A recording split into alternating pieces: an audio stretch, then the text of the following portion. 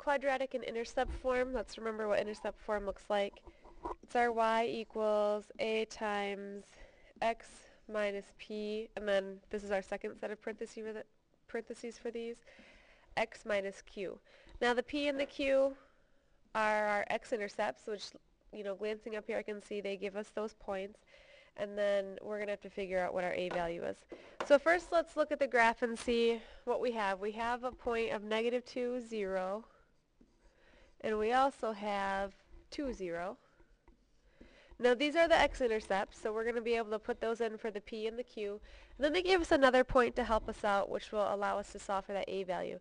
The other point is a 0, -8, and I'll show you in a minute how we use that. But first let's get this set up with our intercepts.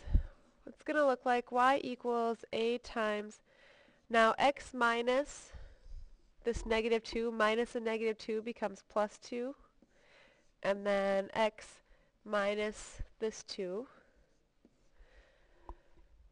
So the only thing that we need at this point to have our intercept form is our a value, and that's where this other point comes into play. We can plug in a 0, -8 for the x and the y.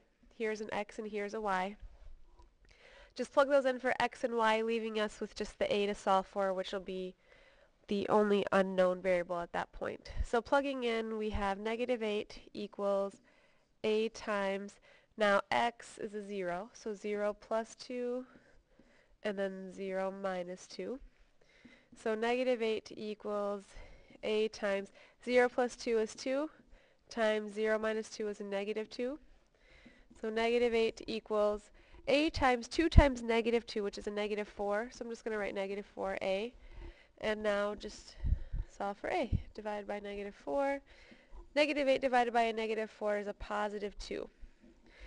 So now that we have our a value, we can go back up to this form and just plug that in. So our final answer is going to be y equals, is it +2 times x plus 2 times x minus 2. And there is the intercept form for the graph in the picture.